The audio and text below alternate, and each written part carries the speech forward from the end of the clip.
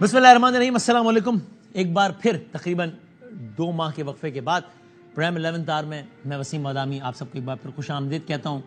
کھیلوں کی سیاست سے نکل کے، اور اس دفعہ اندازہ ہوا واقعی کہ کھیلوں میں کچھ زیادہ ہی سیاست ہے، کھیلوں کی سیاست سے نکل کے ایک بار پھر سیاست کے کھیل کی طرف آتے ہیں جہاں بہت کچھ چل رہا ہے۔ لیکن کھیل ورلڈ کپ کی ہم نے بات کی، ورلڈ کپ اپنے اختتام کو پہنچا، 13واں عالمی کپ، اور اس میں یہ کہنا غلط نہ ہوگا، یہ کنکلوڈ کرنا غلط نہ ہوگا، ٹورنامنٹ کی سب سے اچھی ٹیم تو بھارت میرے خیال میں، لیکن کرکٹ کی دنیا کا جو آل ٹائم بادشاہ ہے اس کا نام ہے آسٹریلیا۔ 6ٹھی بار آسٹریلیا اس ٹائٹل کو جیتنے میں کامیاب ہوا جب اس نے فائنل میں بھارت کو 6 وکٹوں سے شکست دی۔ یعنی کہ آپ سوچئے دنیا کرکٹ میں ورلڈ کپ میں 50 اوور کے 13 ورلڈ کپ ہو چکے ہیں، اور اس میں سے صرف آسٹریلیا اکیلا 6 مرتبہ جیتا ہے، یعنی تقریباً 50% ٹائٹل ورلڈ کپ کا یہ اکیلے آسٹریلیا کے پاس ہے۔ کرکٹ کے عالمی مقابلوں میں ICC مجموعی طور پر T20 اور 1 کے تقریباً 40 ٹورنامنٹ، بلکہ تقریباً نہیں 40 ٹورنامنٹ کروا چکا ہے، اور ان 40 ٹورنامنٹس میں سے 20 ٹورنامنٹس آسٹریلیا نے جیتے ہیں۔ T20 2021 بھی آسٹریلیا نے اپنے نام کیا۔ خواتین کرکٹ کے 1 ڈے کے عالمی مقابلوں میں 7 بار آسٹریلیا چیمپئن رہا ہے، جبکہ خواتین کے T20 کے عالمی مقابلوں میں 6 بار آسٹریلیا عالمی چیمپئن رہا ہے۔ سو کرکٹ کی دنیا کا ایور گرین جو بادشاہ ہے اس کا نام آسٹریلیا۔ پاکستان کی کرکٹ میں بھی بہت کچھ چلتا رہا اس ورلڈ کپ کے دوران، بلکہ کسی بھی اور ملک سے زیادہ پاکستان میں اکھاڑ پچھاڑ ہلچل ہوئی۔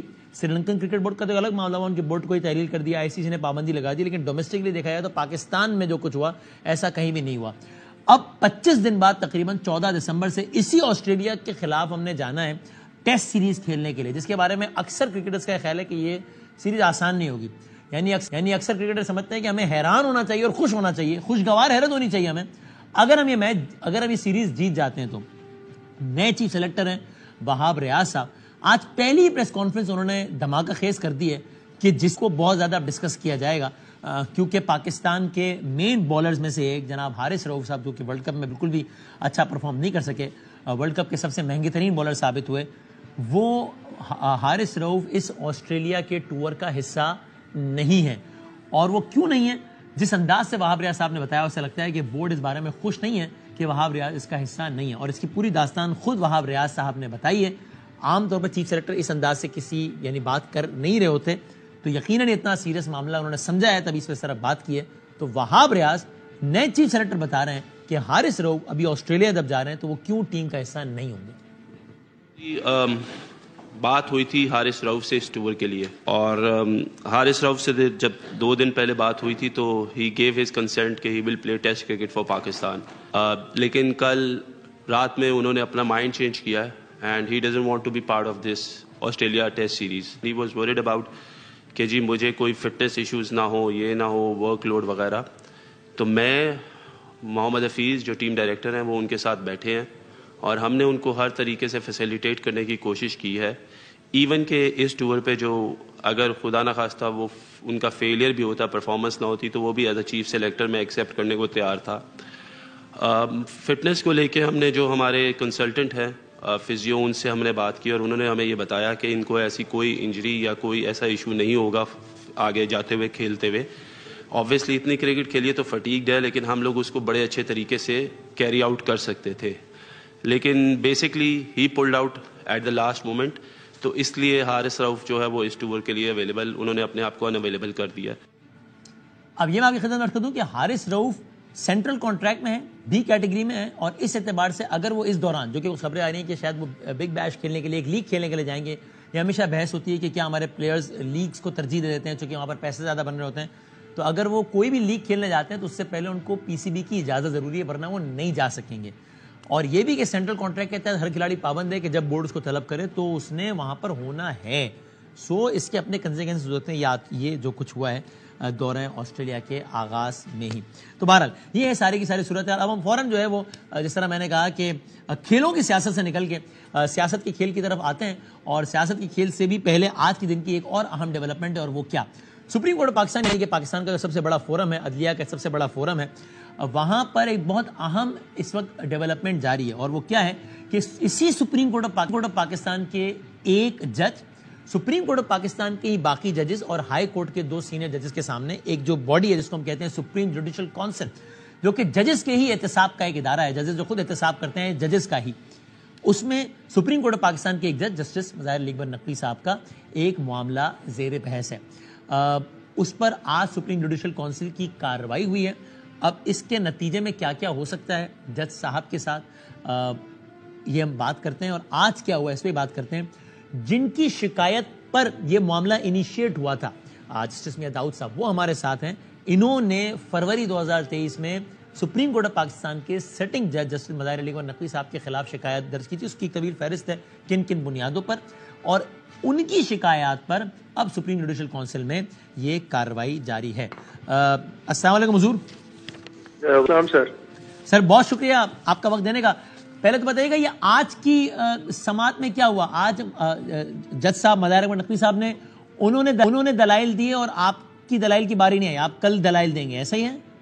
جی بالکل ایسے ہی ہے. آج سپریم جوڈیشل کونسل نے 3 بجے کا وقت مقرر کیا تھا اپنی اجلاس کی کارروائی کا, اور ہمیں اسٹاف کی طرف سے بتایا گیا کہ پہلے جو ہے جسٹس سردار طارق مسعود صاحب کے خلاف جو شکایت تھی اس کے اوپر کارروائی ہوئی 30-40 منٹ وہ کارروائی چلی. اس کے بعد پھر جسٹس مظاہر نقوی کے خلاف جو شکایت تھی اس کے اوپر ڈیلیبریشنز کی گئی. اس کے بعد پھر وقفہ آ گیا. وقفے کے بعد دوبارہ کوئی تقریباً 5:45-6 بجے کے قریب سپریم جوڈیشل کونسل نے اپنی کارروائی ریزیوم کی. اس کے بعد پھر سٹاف کی طرف سے بتایا گیا اور ہم نے دیکھا کہ جسٹس مظاہر نقوی صاحب اور ان کے ساتھ وکیل خواجہ حارث ایڈوکیٹ صاحب جو ہے وہ کونسل کے سامنے پیش ہوئے, اور انہوں نے پھر اپنی شکایات کے حوالے سے جو موقف تھا یا اور جو جسٹس مظاہر نقوی نے اپنا جو رپلائی جمع کروایا ہوا تھا اس کے اوپر پھر انہوں نے اپنے طویل آرگومنٹس دیے. اس کے بعد پھر ہمیں اسٹاف کی طرف سے بتایا گیا کہ کونسل نے شکایت کنندہ کو طلب کیا ہے. ہم کوئی 8:30-9 بجے کے قریب کونسل میں پیش ہوئے تو chief justice Pakistan mister justice Qazi Faez عیسیٰ صاحب کی طرف سے یہ کہا گیا کہ وہ انتظار کروانے کے اوپر معذرت خواہ ہیں, لیکن کونسل کی کارروائی تھوڑا طوالت اختیار کر گئی اور صبح عدالتی امور بھی نپٹانے ہیں, اس لیے ہم کونسل کی مزید کارروائی جو ہے وہ کل تک کے لیے ملتوی کر رہے ہیں. تو کل آپ کو کہا گیا کہ آپ نے اپنے آرگومنٹس کل دینے ہیں؟ جی, ہمیں یہ ہدایت کی گئی ہے کہ ہم نے اپنی شکایت کے ساتھ جو مٹیریل ساتھ انیکس کیا ہے اس کے اوپر اپنے دلائل جو ہیں وہ کل دینے ہیں اور کل سپریم جوڈیشل کونسل کے سوالات کا جواب دینا ہے. اچھا سر, میرے ساتھ رہیے گا, دوران میں یہ ڈیولپمنٹ بھی دے دوں, ناظرین کو اپڈیٹ کر دوں کہ آج جو سپریم جوڈیشل کونسل کی کارروائی ہوئی اس کا اعلامیہ بھی جاری کر دیا گیا ہے, جس میں چونکہ 2 کیسز, ایک سپریم کورٹ کے ہی ایک اور معزز جج جناب جسٹس طارق مسعود صاحب کے خلاف بھی ایک شکایت آئی تھی جس کو مسترد کر دیا گیا. ابھی سپریم جوڈیشل کونسل کا باقاعدہ اعلامیہ آ گیا ہے اور اعلامیہ میں کہا گیا کہ جسٹس سردار طارق مسعود کے خلاف شکایت مسترد کی جاتی ہے. نہ صرف یہ کہا گیا بلکہ کہا گیا کہ شکایت دائر کرنے پر, جنہوں نے شکایت دائر کی یعنی کہ آمنہ ملک صاحبہ, ان کے خلاف کارروائی کا فیصلہ بعد میں کریں گے. سپریم جوڈیشل کونسل کے ہوتا ہے ان کے خلاف بھی کارروائی کر دی جائے. یہاں تک کہ ایڈوکیٹ اظہر صدیق صاحب کو بھی نوٹس جاری کر دیا گیا ہے اور ان سے 7 روز میں وضاحت طلب کر لی گئی ہے کیونکہ انہوں نے یہ شکایت سوشل میڈیا پر جاری کر دی تھی ایڈوکیٹ اظہر صدیق صاحب نے, تو ان کو بھی ایک نوٹس جاری کر دیا گیا ہے.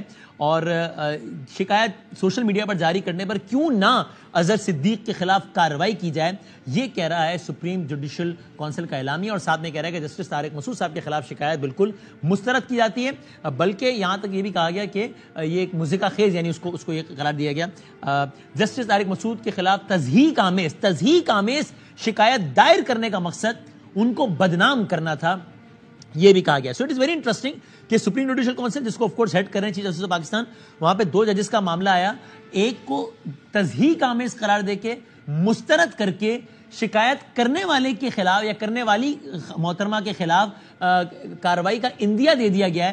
شکایت کو پبلک کرنے والے صاحب کو نوٹس جاری کر دیا گیا, ان سے پوچھا ہے کہ کیوں نہ آپ کے خلاف کارروائی کریں. اور اسی کونسل میں ایک اور معزز جج صاحب کے خلاف مظاہر علی اکبر نقوی صاحب کے خلاف بھی شکایت یعنی معاملہ زیر بحث آیا. اس کے شکایت کنندہ ہمارے سامنے ساتھ موجود ہے ٹیلی فون لائن پہ یعنی کہ میاں داؤد صاحب.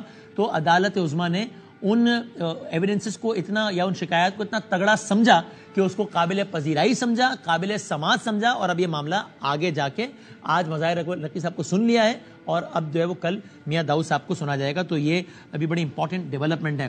ویسے میاں صاحب اگر میں معصومانہ سوال آپ سے کر سکوں, جب فائز عیسیٰ صاحب کا بھی کیس آیا تھا اسی سپریم جوڈیشل کونسل میں, I'm not drawing any parallel and without going into that debate, تب بھی یہ سوال آیا تھا کہ جناب یہ تفصیل ایک عام آدمی کے پاس، یعنی ٹھیک ہے اس کے کنیکشن ہوں گے، آپ کے ایک عام آدمی سے بہت زیادہ کنیکشن ہوں گے، لیکن اتنی آئی کہاں سے اتنی زیادہ ڈیٹیلز؟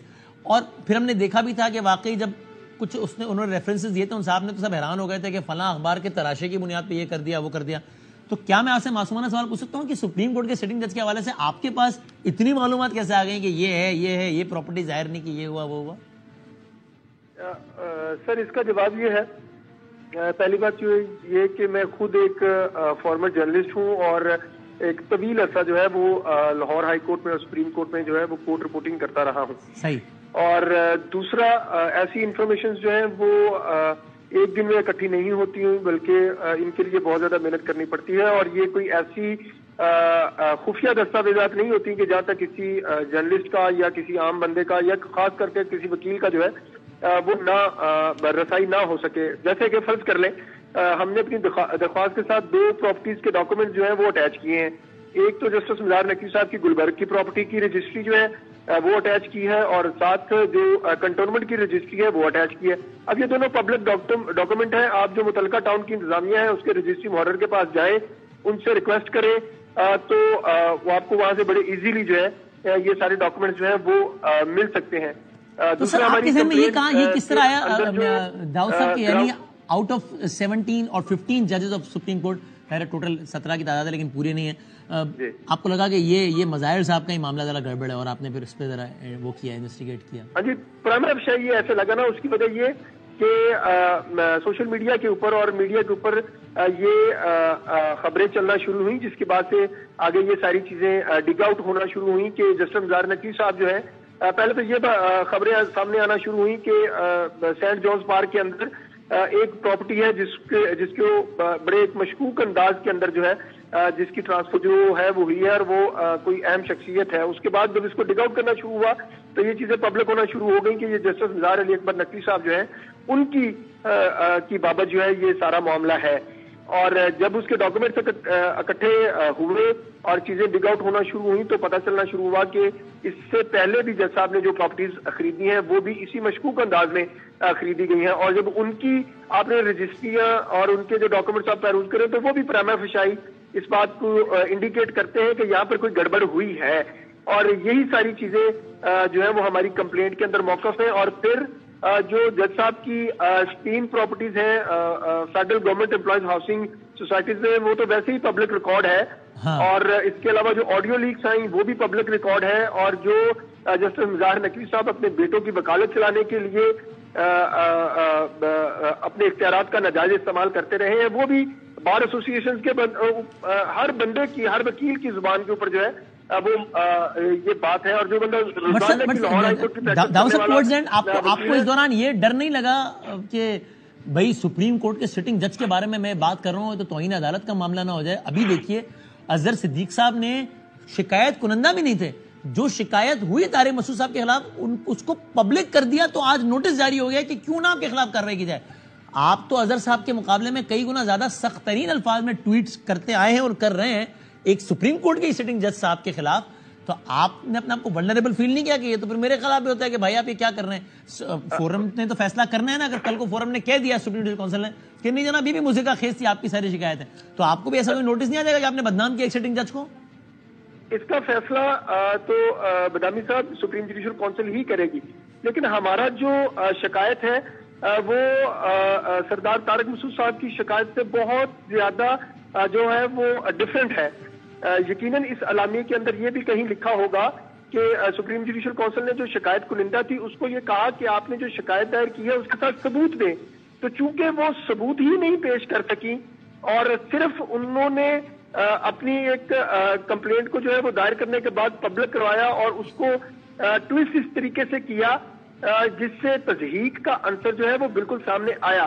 لیکن آپ میرا موقف، میرا میڈیا کے اوپر موقف یا ٹویٹس کے اوپر جو موقف ہے اس کا اگر آپ جائزہ لیں گے اور میری شکایت کا جائزہ لیں گے تو وہ ساری شکایت جو ہے وہ اوتھ کمشنر سے نہ صرف مصدقہ ہے بلکہ اس کے ساتھ میں نے تمام ثبوت لگائے ہیں. اور میں جب بھی ٹویٹ کے اوپر یا میڈیا کے اوپر بات کرتا ہوں تو وہ میں اپنے ریکارڈ کے آپ کہہ لیں کہ ایمبٹ کے اندر رہ کر بات کرتا ہوں، چاہے وہ اس کے الفاظ جو ہے وہ بہت سخت ہو سکتے ہیں. بہت شکریہ، بہت شکریہ میں داؤد صاحب، تھینک یو ویری مچ سر، بہت بہت شکریہ. اور ناظرین میں آپ کو ذرا کوئکلی سپریم جوڈیشل کونسل کا جو کہ ایک اعلیٰ ترین فورم ہوتا ہے ججز کے ہی احتساب کا، جس میں فائد عیسیٰ صاحب بیٹھے ہیں، اعجاز الحسن صاحب بیٹھے ہیں، منصور علی شاہ صاحب بیٹھے ہیں، سپریم کورٹ پاکستان کے 3 سینئر ترین ججز، اور پھر لاہور ہائی کورٹ اور بلوچستان ہائی کورٹ کے چیف جسٹس صاحبان بیٹھے ہیں. ان 5 ججز نے آج جو طارق مسعود صاحب کے حوالے سے جو یہ آیا ہے ان کا آرڈر، یہ میں آپ کی خدمت میں عرض کر دیتا ہوں، جس کے چنیدہ حصے میں آپ کی خدمت میں پڑھ دیتا ہوں کہ کیا ہے. آگے یہ لکھتا ہے کہ justice Sardar Tariq Masood stated that he has been publicly defamed. جج صاحب نے کہا کہ مجھے پبلکلی بدنام کیا گیا ہے. And as the complainant herself conceded that it was factually incorrect, he requests that action to be taken against her and against Mr. Azhar Siddiqui. جج صاحب نے کہا کہ اب تو میری خلاف کمپلیننٹ نے خود مان لیا ہے کہ فیکچولی انکریکٹ باتیں لکھی انہوں نے میرے خلاف، تو میں یہ جج صاحب کہہ رہے ہیں سپریم کورٹ آف پاکستان کے سپریم جوڈیشل کونسل سے کہ اظہر صدیق صاحب اور آمنہ صاحبہ کے خلاف یہ درخواست یعنی کاروائی کی جائے. He also requested, Justice Sardar Tariq Masood had also requested that since he was publicly defamed, he should be publicly exonerated too, and that the order passed today as well as the examination of the complainant and answers to questions be disclosed, and that he does not claim any confidentiality regarding it or in respect of his written response. Again, very very important کہ جج صاحب یہ کہہ رہے ہیں کہ جناب چونکہ مجھے پبلکلی ڈیفیم کیا گیا ہے اس لیے پھر مجھے اس سے بریء ذمہ بھی پبلکلی کیا جائے. جو کنورسیشن ہوئی ہے، جو بات ہوئی ہے مجھ پر، جو یہ اب ظاہر ہے میں نے آپ کو ورڈ ٹو ورڈ پڑھ دیا، اب میں اس کا خلاصہ عرض کر رہا ہوں کہ جو الزامات لگے ہیں، جو الزامات کا جواب دیا گیا ہے، میری کوئی درخواست نہیں ہے کہ اس کو کانفیڈینشیل رکھا جائے، بلکہ آپ بتائیں لوگوں کو کہ کیا الزام لگا اور کیا جواب دیا، چونکہ مجھے پبلکلی بدنام کیا گیا ہے اور میں چاہتا ہوں کہ الزامات سے میں بریء ذمہ بھی پبلکلی ہی قرار دیا جاؤں.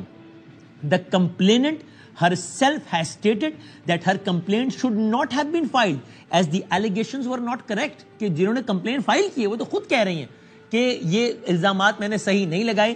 There is no substance in the complaint and we are of the opinion that it was filed maliciously to defame Justice Sardar Tariq Masood. The complaint is dismissed. اور یہ اس طرح کی اس میں اور بھی باتیں جو ہم نے ابھی خدمت کی وہ بھی ہیں. ایک ہم بریک لیتے ہیں اور بریک کے بعد اور موضوع کے ساتھ حاضر ہوتے ہیں.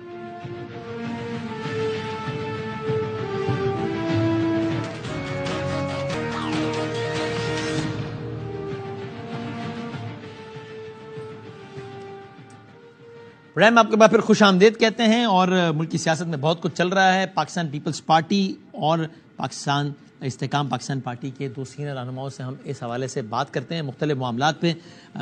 جناب ڈاکٹر فردوس عاشق اعوان صاحبہ ہیں ہمارے ساتھ، استحکام پاکستان پارٹی کی of course official spokesperson. Pakistan Peoples party کے سینئر رہنما جناب ڈاکٹر قادر مندوخیل صاحب ہمارے ساتھ ہیں. میں دونوں کا بہت شکر گزار ہوں. اب باتیں بہت ساری ہیں تو بس میں کوئکلی آتا ہوں مدعے پہ.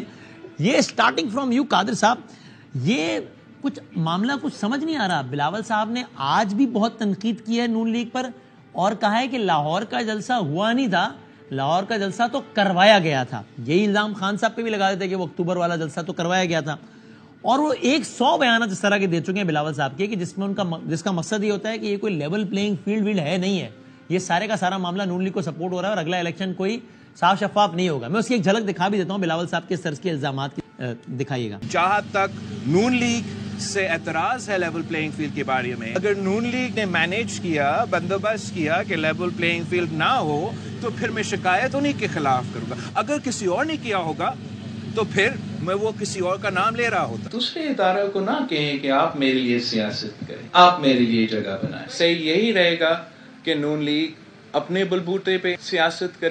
ان سارے بیانات سے یہ اخذ کرنا بہت آسان ہے کہ بلاول صاحب سمجھتے ہیں کہ اگلا الیکشن صاف شفاف نہیں ہو رہا، نون لیگ کی فیور میں ہو رہا ہے. لیکن پھر کمال ہے کہ زرداری صاحب یہ کہتے ہیں اور پاکستان پیپلز پارٹی کا آفیشیل میڈیا سیل اس کو ریلیز کرتا ہے کہ ملک شفاف انتخابات کی طرف جا رہا ہے. مجھے الیکشن کمیشن پر پورا اعتماد ہے کہ وہ شفاف الیکشن کروائے گا آصف علی زرداری.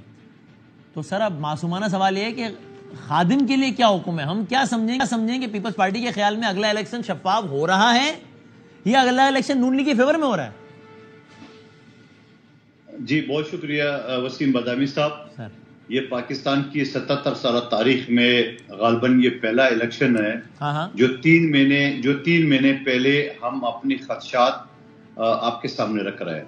اس سے پہلے ہمیشہ کی طرح یہ ہوتا تھا کہ جب کوئی پارٹی ہار جاتی تھی تو وہ الزام لگاتی تھی سچا یا جھوٹا، مگر لوگ یہ کہتے تھے کہ اب ہارنے کے بعد یہ بات ہو رہی ہے. تو آپ اس چیز کو کیوں اپریشیٹ نہیں کریں گے کہ الیکشن کمیشن کے جو کچھ احکامات ہے وہ ان کی اپنی رولز اور ان کے قانون کی خلاف ورزی ہے. نمبر ایک بات, الیکشن کمیشن کا بھی شیڈول اناؤنس ہوا ہی نہیں ہے جی. دنیا کا, پاکستان کا کوئی بھی قانون دان میرے سامنے بٹھا دے, اگر وہ یہ مجھے کنوینس کر دے کہ الیکشن شیڈول اناؤنس ہونے سے پہلے ترقیاتی کاموں پہ اور ٹرانسفر پوسٹنگ پہ پابندی ہو تو میں قائل ہو جاؤں گا. لیکن دوسری طرف اگر آپ کنوینس ہے نا کہ اگلا الیکشن صاف شفاف تو نہیں ہو رہا, آپ نے کہا تاریخ میں پہلی مرتبہ ہو رہا ہے کہ الیکشن سے پہلے ہم بتا رہے ہیں کہ صاف شفاف نہیں ہونے جا رہا ہے نا. دیکھیں وسیم بادامی تو زرداری صاحب تو کہہ رہے ہیں کہ صاف شفاف انتخاب ہو رہا ہے اور مجھے الیکشن کمیشن پہ اعتماد ہے. دیکھیں تھوڑا سا آپ زرداری صاحب کی اور بلاول بھٹو زرداری صاحب کی دونوں کی جو بیانات ہے اگر آپ ایک نظر سے دیکھ لیں تو آپ کو ان کا فرق میں کہتا ہوں کوئی نہیں ہوگا. دیکھیں الیکشن ہو یا نہ ہو, شفاف ہو یا نہ ہو, ہمیں تو قبول کرنا پڑے گا. اس کی وجہ یہ ہے کہ 2013 جو الیکشن ہوا تھا وہ آپ کا آرو کا الیکشن زرداری صاحب نے ڈکلیئر کیا. 2018 میں آر ٹی ایس سسٹم بٹھا کے ایک سلیکٹڈ کو ہمارے سر پہ تھونک دیا. اس کے باوجود ہم نے اسمبلی جوائن کی ہے. ہم نے کوئی الیکشن شفاف نہ ہونا اور پھر بھی بات دینا خاصہ قبول کرنا ایک اور بات ہے. ابھی تو یہ ہے کہ آپ کی پارٹی کے لیڈر کہہ رہے ہیں کہ اگلا الیکشن کرپشن سے بھرپور ہو رہا ہے, یعنی کہ کسی ایک کی فیور میں ہو رہا ہے, اور آپ بھی کے پارٹی کے لیڈر کہہ رہے ہیں کہ اگلا الیکشن بالکل صاف شفاف ہو رہا ہے. اب یہ سوال امپورٹنٹ اس لیے کہ الزام آپ پر یہ لگ رہا ہے کہ دونوں مل کے فکس گیم کھیل رہے ہیں, گڈ کاپ بیڈ کاپ, ایک ادھر لگا رہا ہے ایک ذرا مرہم لگا رہا ہے, یہ الزام لگ رہا ہے. اس لیے میں آپ سے پوچھ رہا ہوں کہ آپ کے خیال میں الیکشن صاف شفاف ہو رہا ہے یا نہیں ہو رہا؟ مرحلہ بیچ کا نہیں ہوتا, عشق ہوتا ہے یا نہیں ہوتا, تو ہو رہا ہے یا نہیں ہو رہا یہ بتائیں. اچھا, آپ اگر مجھے عدالت میں کچہری کے سامنے کھڑا کر کے یس اور نو نہیں سر, میں آپ سے 10 بستہ سمجھنے کے لیے سوال پوچھ رہا ہوں کہ آپ کے خیال میں ہو رہا ہے. آپ کے سامنے دیکھیں, میں آپ کے سامنے یہ گزارش رکھ رہا ہوں کہ اس سے پہلے الیکشن کے بعد لوگ الزامات لگاتے تھے. ہم کہتے ہیں الیکشن سے پہلے آپ کو بتا رہے ہیں بھائی یہ چیزیں اگر الیکشن کمیشن اس کو صحیح کر دے تو الیکشن شفاف ہو جائے گا. اس میں کون سی برائی ہے, اس میں کون سی غلط بات ہے؟ کوئی مجھے بتا دے کہ میں اگر نشاندہی کر رہا ہوں کہ الیکشن کے قانون کے مطابق جب تک شیڈول اناؤنس نہیں ہوتا ہے ترقیاتی کام پہ پابندی نہیں ہو سکتی ہے. الیکشن کمیشن نے سن میں لگایا. میرے حلقے کے NA 249 جہاں شہباز شریف صاحب کالکا بھی ہے, 2 سال پہلے جو پانی کے لانوں کی منظوری مل لی ہے اس پہ پابندی لگا دی ہے.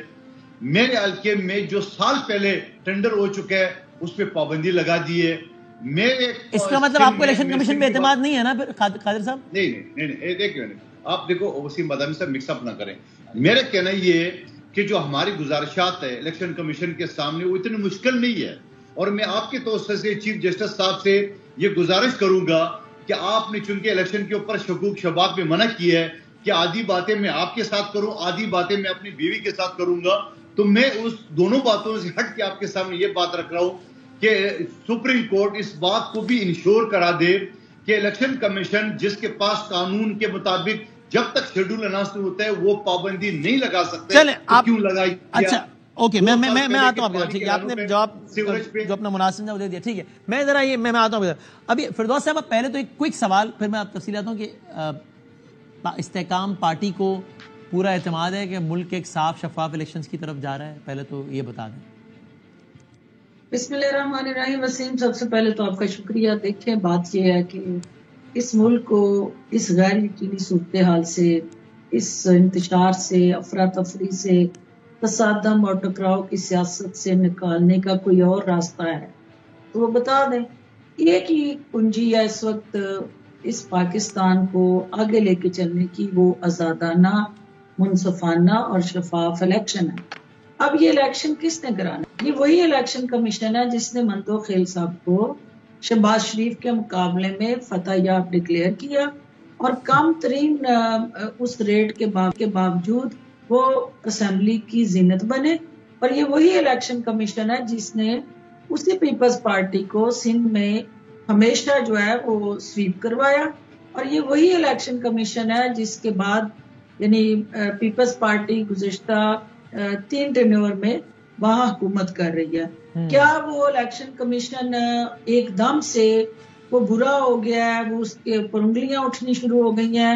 کیونکہ وہ الیکشن کمیشن جو ہے وہ رول آف لا کی بات کر رہا ہے, اور اس الیکشن کمیشن کو ہم ایز اے انسٹیٹیوشن یقیناً کمی کوتاہی ہوگی, پرفیکشن نہیں ہے. ہمارے خدشات اور تحفظات ہوں گے کہ بھی جو اسٹیٹ آف آرٹ ایک انسٹیٹیوشن کو ایز اے ریگولیٹر کا کام کرنا چاہیے اس کی ابھی کیپیسٹی بلڈنگ نہیں ہے. اس کا جواب بھی سب کو دینا ہے کہ وہ ادارہ جس کو ہمیں امپاور کرنا تھا، اٹانومس بنانا تھا، اس کو سرکاری بیساکھیوں سے آزاد کرنا تھا، اس کو جب تک موقع ملتا رہا اور اقتدار ملتا رہا تو ہم سب نے مل کے اس کو تگڑا کیوں نہیں کیا جا رہا؟ ٹھیک ہے. اچھا، اور فردوس صاحب، یہ الیکشن سے جڑا ہوا سوال آپ سے ہی ہے کہ اب آپ کی پارٹی بھی لگ رہا ہے کہ ظاہر الیکشن کی شاید تیاری کر رہی ہے، اسی لیے شمولیتیں بھی ہوئے چلے جا رہی ہیں، اور ان شمولیتوں میں سے کبھی کبھی لوگ اعتراض بھی اٹھاتے ہیں کہ پتہ نہیں ہے یہ بات دل نہ خواستہ ہو رہی ہے یا دل سے ہو رہی ہے. یہ جو سیکنڈ لاسٹ شمولیت ہوئی ہے بڑی، جو مجھے یاد پڑی، علی نواز اعوان صاحب کی، پھر آصف نقوی صاحب بھی آ گئے، تو یہ آپ کی ہوئی علی نواز اعوان صاحب سے ملاقات؟ چونکہ یعنی وہ لوگ سوال اٹھا رہے ہیں اس میں کہ بھئی یہ کن حالات میں ہوئی ہے ان کی شمولیت، تو آپ کی ان سے بات ہوئی، وہ کیا کہتے ہیں علی نواز اعوان صاحب؟ دیکھیں، پہلی بات تو یہ ہے کہ وہ میرا عزیز بھی ہے، سیالکوٹ سے ہے، صحیح، اور میرے حلقے سے بھی ہے، صحیح ہے، اور دے سیٹلڈ ان اسلام آباد. یہ ان کی اب 3rd جنریشن ہے جو وہاں پہ اس وقت رہائش پذیر ہے. جو نواز اعوان کے حوالے سے ایک پی ٹی آئی کی کمٹمنٹ تھی، تو پی ٹی آئی کے ساتھ ان کا ایک ساتھ تھا، اسد عمر صاحب کے ذریعے جو ہے وہ اسمبلی کی زینت بنے تھے، کیونکہ وہ ان کے کوارڈینیٹر کے طور پہ کام کرتے رہے اسلام آباد میں. جب اسد عمر صاحب نے وہ بائے بائے کرتے ہوئے دامن جھاڑ کے پی ٹی آئی کے مینیفیسٹو اور ان کی جو کارکردگی تھی اس پہ سوالیہ نشان لگا کے چیئرمین پی ٹی آئی سے اپنی راہیں جدا کر لی، تو پھر نواز اعوان سے تو گلہ نہیں کرنا چاہیے نا، کیونکہ جس کو وہ فالو کر رہے تھے. بات ہوئی اپنے عزیز سے اور سیالکوٹ کے میں، تو آپ سے انہوں نے رابطہ کیا تھا؟ انہوں نے کس سے رابطہ کیا کہ میں پارٹی جوائن کرنا چاہتا ہوں؟ پھر وہ تصاویر میں مختلف اوقات میں ان سے ایک ہماری کنسلٹیشن ڈسکشن چل رہی تھی، اور ان کو یہ پتا تھا کہ الٹیمیٹلی یہ ہونا ہے، انہوں نے جوائن کرنی ہے، آئی پی پی بھی جوائن کرنی ہے اور پی ٹی آئی کو چھوڑنا بھی ہے. لیکن ان کے بھی کچھ کنسرن تھے، اور جو بندہ سیاست کرتا ہے، حلقے کی سیاست کرتا ہے، اس کو بہت ساری چیزوں کو دیکھنا ہوتا ہے. اور جو مجھے سمجھائیں، حلقے کی سیاست کرنے والا علی نواز اعوان مطلب کہ اگر وہ پی ٹی آئی سے بہت مایوس ہو بھی گیا تو وہ پیپلز پارٹی کیوں نہیں جوائن کرے گا؟ وہ نون لیگ کیوں نہیں جوائن کرے گا؟ ایک نئی پارٹی کو وہ کیوں جوائن کرے گا؟ نئی پارٹی میں تو زیادہ رسک ہے نا. اس میں بڑا امپورٹنٹ آپ کا جو کنسرن ہے اس کا جواب یہ سن لیں کہ یہ جو پی ٹی آئی بنی تھی، پی ٹی آئی کی جو مرج ہوا، جو لوگ پیپلز پارٹی اور نون لیگ کے متاثرین تھے اور وہ تیسری جماعت کو پاکستان کو بدلنے کے لیے ایک اپنی امیدوں کا محور اور مرکز بنا رہے تھے، وہ سارے لوگ جو ہیں وہ نہ پیپلز پارٹی میں جا سکتے تھے، کیونکہ وہاں پیپلز پارٹی کا پنجاب یا اسلام آباد میں کوئی پولیٹیکل ورتھ یا مورچہ یا وہاں سے کوئی سیٹ نکلتی ہے تو آپ بتائیں. اور پھر وہ آئیڈیولوجیکل بھی ان کے گیپس ہیں. نون لیگ میں وہ اس لیے نہیں جائیں گے کہ دونوں جماعتوں سے ان کا کنسرن ہے کہ انہوں نے پاکستان کو اس نہج پہ پہنچایا. اب ان کے پاس کیا الٹرنیٹو ہے کہ وہ ان دونوں جماعتوں سے اپنے آپ کو ڈسوسیٹ کر کے پی ٹی آئی میں آئے. جب پی ٹی آئی نے ڈیلیور نہیں کیا 9 مئی جیسے بیانیے اور زہر آلود جو پروپیگنڈا تھا، وہ ذہن سازی کر کے جس قسم کا پاکستان کو کمزور کرنے کا ایک دانستہ گیم پلان تیار ہوا، تو وہ اس کا حصہ نہیں بننا چاہتے. اچھا، اور فردوس صاحب آپ آفیشیل سپوکس پرسن بھی بتا دیجیے. اس آپشن کی طرف جائیں گے جہاں ان کے اپنے بیٹھے ہوئے ہیں. ہم سب کون ہیں؟ ہم ان کے دوست احباب، ان کے اسی آئیڈیالوجیکل پارٹنرشپ میں ہیں، تو وہ اس طرف آئیں گے جہاں ان کو عزت، احترام اور پروٹیکشن اور آنے والے سیاست کے لیے کوئی اپنی جگہ نظر آئے گی. اچھا، اور یہ بتا دیجیے، چونکہ آپ پارٹی کے آفیشیل سپوکس پرسن ہیں، تو یہ بتا دیجیے کہ استحکام پاکستان پارٹی کے رہنما فواد چودھری اس وقت جیل میں ہے یا ان کا آپ سے کوئی تعلق نہیں ہے؟ ذرا ایک کلیئرٹی دے دیں. آپ نے بیان پچھلی دفعہ دیا تھا، لیکن کلیئرٹی دے دیں ذرا. دیکھیں، اس میں بڑی کلیئرٹی ہے ہماری کہ استحکام پاکستان پارٹی میں فواد چودھری صاحب آئے، جو ہماری اناگرل لانچنگ تھی اس میں وہ موجود تھے. اس کے بعد بھی ان کی 2-3 دفعہ ہماری لیڈرشپ سے ملاقاتیں بھی ہوئی. وہ ایک ہی بات بار بار دہراتے تھے کہ ان کا نام جو ہے اسٹاف لسٹ نکالا جائے اور وہ باہر جانا چاہتے ہیں. اب یہ اتھارٹی اور یہ اختیار جو ہے وہ استحکام پاکستان پارٹی کے پاس نہیں ہے. جو جس کا بیگیج تھا وہ کسی لین دین میں انوالو ہو یا کسی فوجری یا کسی جگہ پہ بھی اس کے کچھ ذاتی مقدمات ہوں، تو استحکام پاکستان پارٹی کسی کا بوجھ اٹھانے کے لیے تیار نہیں. تو جب آپ نے وہ بوجھ نہیں اٹھایا، جب آپ نے کہا کہ بھائی اسٹاپ لسٹ سے نام ہم نہیں نکلوا سکتے بھائی جان، تو پھر انہوں نے پارٹی چھوڑ دی اس وجہ سے؟ پھر انہوں نے چھوڑنے کا اعلان بھی نہیں کیا. انہوں نے کہا کہ میں آئی پی پی کا حصہ نہیں ہوں.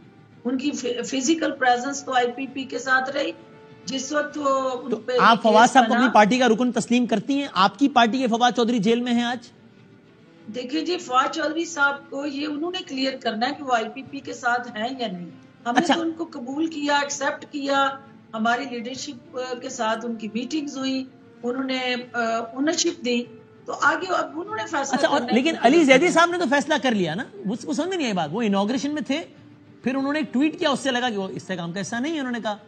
تو یہ کیا ہوا؟ دیکھیے یہ علی زیدی صاحب بہتر بتا سکتے ہیں، اور انہوں نے کیوں یہ ٹویٹ کیا، کیا کانسیکوینسز تھے. میں ان کی سپوکس پرسن تو نہیں ہوں، وہ اپنی وضاحت خود کریں. لیکن ابھی وہ آپ کی پارٹی کا حصہ تو نہیں ہے نا؟ I can't comment on that. اچھا، یو کانٹ کمنٹ، کیونکہ وہ تو کہہ رہے تھے کراچی سے بندے بھی اور لاؤں گا، پھر وہ خود ہی چلے گئے. اچھا، اب سر یہ قادر صاحب، وہی بلاول صاحب کے بیانات میں بات ہو رہی ہے، تو انہوں نے کچھ ایک معصومانہ مشورہ بھی دیا ہے سینئر سیاستدانوں کو. تو ذرا وہ مشورہ بھی سنیں، پھر میں ذرا اس پہ سوال ذرا سنائیں. کیا کہا 70 سال کے لوگ ابھی کیا کریں؟ اب ہمیں یہ سوچنا پڑے گا کہ کیا ہم یہ 70 سال کے بابے، کیا ہم ان کے حوالے پاکستان کا مستقبل، ہمارا ملک کے عوام کا مستقبل ان کے حوالے کرنا چاہتے ہیں؟ اور پرانے سیاستدانوں کو گھر بٹھانا پڑے گا. وقت آ گیا ہے، ریسٹ کرے، ریسٹ. ممدوح صاحب، عزت مآب جناب آصف علی زرداری صاحب کی عمر کتنی ہے؟ 65 سال. آواز نہیں. جی سر، 65 سال. 65. تو یہ بیان زرداری صاحب کے لیے نہیں تھا، کیونکہ ان کو 70 سال کو ہونے 5 سال باقی ہیں ابھی. اچھا دیکھیے وسیم بادامی صاحب، پہلے تو میں محترمہ کے سوال کا جواب دوں، پھر محترم کے سوال کا جواب بھی دے دیجیے گا اس کے بعد. جی دے، پہلے ان کا دے، پھر میرا جواب. میں شہباز شریف صاحب کے مقابلے میں نہیں جیتا ہوں. میں وہ فیصل واڈا صاحب جیتے تھے جو ان کی پارٹی کا تھا، سابقہ پارٹی کا. اور میں مفتاح اسماعیل صاحب جو پورے پی ڈی ایم کینڈیڈیٹ تھا، اسی کو میں نے جیالوں کے توسط سے اس کو ہرایا. پہلی بات. دوسری بات یہ کہ پاکستان بدلنے کے لیے صرف آئی پی پی رہی ہے. پاکستان میں اس وقت 2 پارٹی ہے جس کے سربراہ یا قائد نااہل ہے، ڈسکوالیفائی ہے. ایک آئی پی پی ہے اور ایک مسلم لیگ نون ہے. ٹھیک ہے، تو کیا یہی فیورٹ پی ٹی آئی بھی ہوگی نا؟ پی ٹی آئی تو ابھی نہیں ہوئی ہے نا، ابھی نہیں ہوئی ہے. ٹھیک ہے، اس کی ابھی چل رہے، وہ ابھی نہیں ہوئی ہے. دوسری بات یہ کہ آپ مجھے بتا دیں کہ جہاں زرداری صاحب لاہور میں بیٹھے تھے، اور یہ بھی میں آپ کو بتا دوں کہ جنوبی پنجاب کا تو ہمارا گڑھ تھا اور رہے گا، اور سینٹرل پنجاب میں بھی جو ہمارا قاہرہ صاحب یا ہمارے پرویز اشرف صاحب، وہ آج بھی اسپیکر ہے اور آپ کے سامنے کی بات ہے. دوسری بات یہ کہ مجھے ہمیں خدشہ اس بات کے، تھوڑا سا 2-3 ٹیکنیکل باتیں آپ کے سامنے رکھ رہا ہوں. آپ مجھے بتا دو کہ ایک شخص، ابھی میں نہیں کہتا نواز شریف صاحب کا کیس جینین ہے، جو بھی ہے، مگر عدالتوں سے تو وہ سزا یافتہ ہے، پاکستان کا مجرم ہے. اور آپ مجھے بتاؤ، ایک مجرم لندن میں بیٹھ کے وہ یہ فرماتا ہے کہ لکھ کے دیتا ہوں 4تھی مرتبہ میں وزیر اعظم بنوں گا، اور پھر اس کے بعد پاکستان کے ہائی کمشنر جس کو ہم سفیر کہتے ہیں، وہ کس قانون کے تحت، کس اصول کے تحت نواز شریف صاحب جو کہ ایک مجرم ہے پاکستان کی عدالتوں میں، اس سے ملاقات کر رہے ہیں. اس کے بعد اسی قانون کے تحت، جس قانون کے تحت آپ نواز شریف صاحب جو کہ ایک مجرم ہیں، ان کے ساتھ حکومت میں شامل ہو جاتے ہیں اور وزیر خارجہ بن جاتے ہیں. انہی مسلم لیگ نون ہے اس جماعت کا نام. نون غنہ نہیں ہے، نون سے نواز شریف ہی آتا ہے بھائی، نون سے کوئی نسیم اشرف تھوڑی آتا ہے. جی بالکل، آپ کا سوال جو ہے نا وہ ویلڈ ہے، اور مجھے حیرت ہے آپ کے سوال کے اوپر کہ سیاسی لوگوں سے جیل میں ملاقاتیں کرتے ہیں. سرکاری افسران جو کہ ایک حلف یافتہ ہوتا ہے، وہ کسی مجرم سے ملنے کا، سیاسی لوگ سیاسی بیانات بھی دیتے ہیں. جس طرح نواز شریف صاحب نے کہا کہ میری حکومت بنے گی، آج بلاول صاحب نے کہا کہ اگلا وزیر اعظم ضیاء ہوگا. سیاسی لوگ سیاسی بیان، تو آپ کا نواز شریف صاحب کے بیان بھی کیوں ہے رہتا ہے اگر وہ کہہ رہے ہیں کہ اگلی حکومت ہماری ہوگی؟ ہر سیاستدان کہتا ہے یہ. دوبارہ سن لے، میں یا محترمہ یا کسی بھی مجرم سے جیل سے باہر مل سکتا ہے، مگر ایک ڈی آئی جی جس نے ٹوپی پہنا ہو، بیٹ باندھا ہو پاکستان کا، وہ آدمی سلوٹ نہیں مار سکتا ہے. نادرا کی سٹاف اس کو انگوٹھے نہیں لگوا سکتا ہے. پاکستان کا سفیر جس کو ہائی کمشنر کہتے ہیں وہ اسے نہیں مل سکتا ہے. میں سیاسی ورکر کسی بھی مجرم سے جیل میں مل سکتا ہوں, سیاسی لیڈر کسی بھی مجرم سے جیل میں مل سکتا ہے, یہ فرق ہے اس کا. دوسری بات, مجھے ایک بات یہ بتا دے کہ اس کے بعد وہ شخص آتا ہے تو عدالتوں کے دروازے کھل جاتا ہے. میں 30 سال سے سپریم کورٹ تک پریکٹس کر رہا ہوں, پاکستان کے 77 سال, انگریز کے 100 سال ملا کے ایک بھی مجھے ایک مثال بتا دو جس کا کو 4 سال بعد اس کی اپیل منظور ہوئی ہے. ایک بھی ایسا کیس میں تو پچھلے جو 6.5 سال میں نواز شریف صاحب کو ملا ہو. ہم تو پتہ ہے جب ہم 20 دن اس کی اپیل کا ٹائم ہوتا ہے اسلام آباد ہائی کورٹ کا. اچھا, ڈی آئی جی صاحب والی بات آپ کی ٹھیک ہے, اس میں آپ سے اتفاق کرتا ہوں بھائی.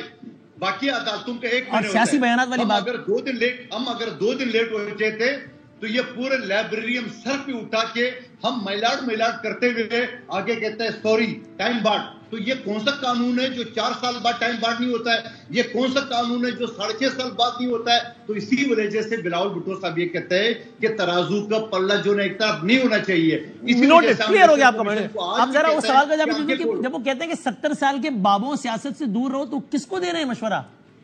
نواز شریف صاحب کو. اچھا, جو کہ ایک نائل ہے, مجرم ہے. نہیں, انہوں نے یہ نہیں کہا کہ جو نااہل اور مجرم ہے وہ سیاست سے دور ہے. 70 سال کے بزرگ سیاستدان دور رہے, تو اس میں تو زرداری صاحب بھی نہیں آ گئے کیا اس کیٹیگری میں؟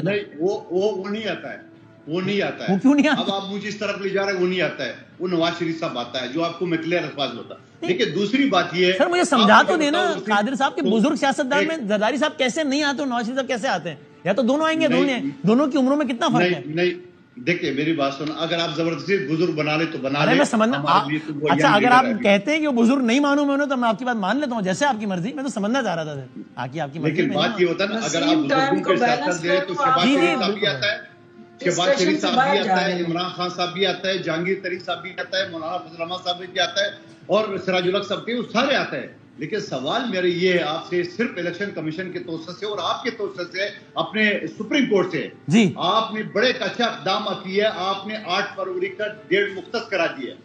کیا آپ الیکشن کمیشن کو شفاف الیکشن کے لیے بھی آپ مجبور نہیں کر سکتے ہو؟ ٹھیک ہے سر, نوٹڈ. چلیں ٹھیک ہے, نوٹڈ. اب ذرا فردوس صاحب, ٹھیک نوٹڈ.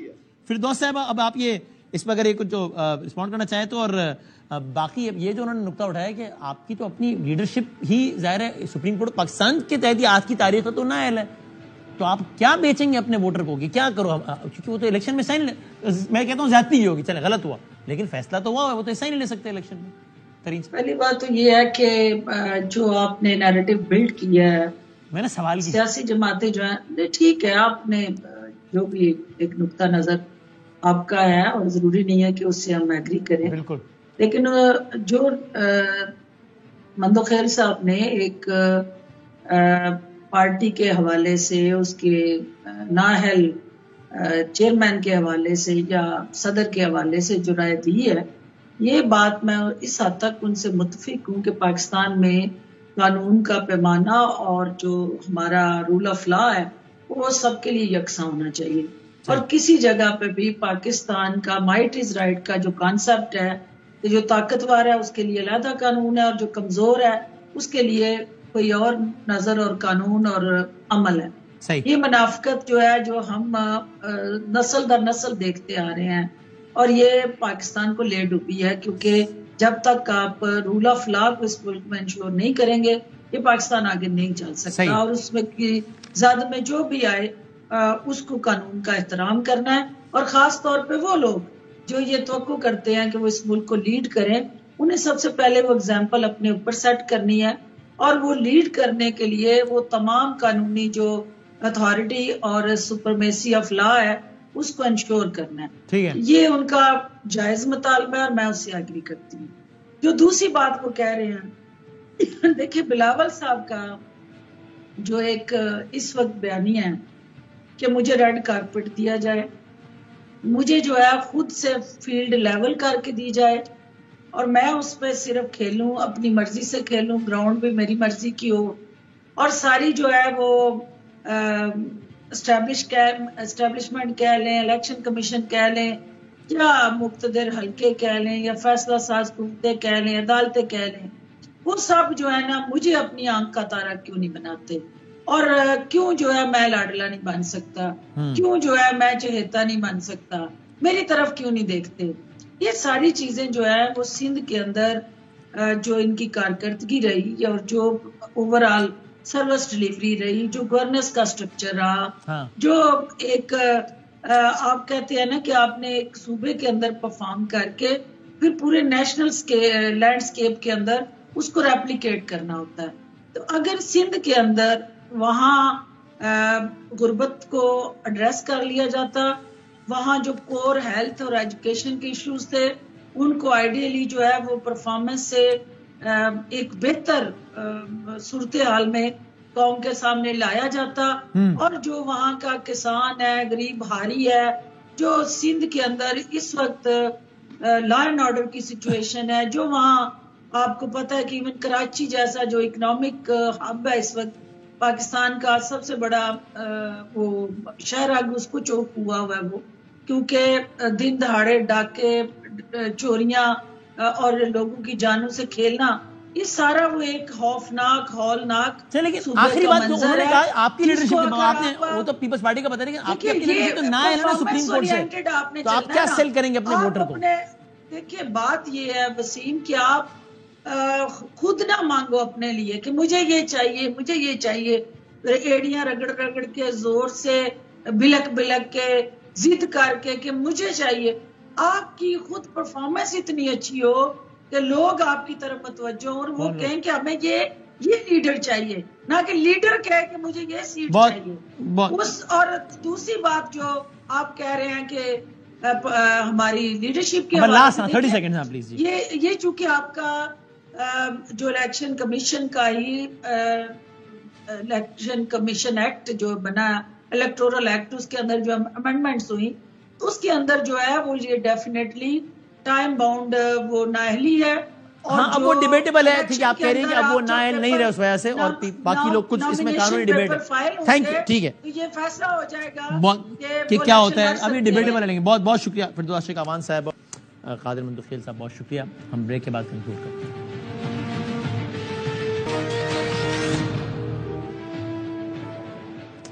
اور پچھلے دنوں ہی پاکستان تحریک انصاف کے موجودہ جو مرکزی رہنما ہیں عمر ایوب صاحب، ان کے والد، اور اس سے پہلے پاکستان کے سابق وزیر خارجہ اور ایوب صاحب کے صاحبزادے اور اس وقت مسلم لیگ نون کے بہت قریبی جناب گوہر ایوب صاحب انتقال کر گئے. ایک روش جو پہلے معاشرے میں تھی اب بالکل ناپید ہو گئی، اس کو کنٹینیو رہنا چاہیے. میرا خیال ہے کہ کم از کم کسی کی وفات وہ موقع نہیں ہوتا کہ جب اس پہ تنقید یا اس کے چاہنے والوں پر طنز طعنہ کیا جائے.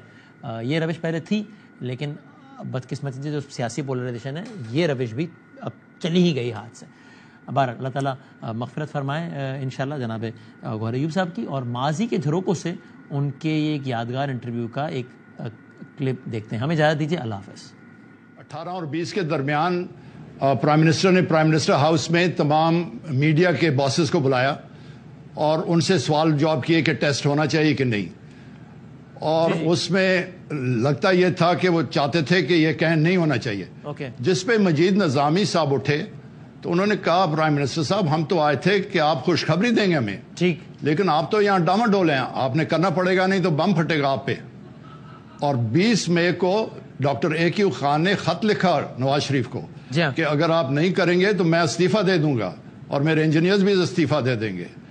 اور 28 صبح کو جب رات کو یہ تھا اندیشہ کہ ہمارے شگائی کے اوپر ہندوستان شاید حملہ کرے، تو 28 صبح میں پرائم منسٹر ہاؤس گیا اور اس وقت وہ بات کر رہے تھے کلنٹن صاحب کے ساتھ. شہباز شریف صاحب میرے پاس آئے ڈرائنگ روم میں اور کہا کہ پرائم منسٹر ابھی آتے ہیں، وہ کلنٹن سے بات کر رہے ہیں اور اگر انہوں نے ہمیں اچھا پیکج دیا تو ہم نیوکلیئر ٹیسٹ نہیں کریں گے. اچھا. تو میں نے کہا جی وہ تو ہم نے ڈیوائسز ڈال دی ہیں، اس کو نکال نہیں سکتے. تو یہ کریڈٹ جو ہے یہ ہماری عوام کو جاتا ہے، ڈاکٹر اے کیو خان کو جاتا ہے، ہمارے ان عوام کو جاتا ہے جن نے صرفہ کر کے یہ ویپن سسٹم ہمارے بنائے.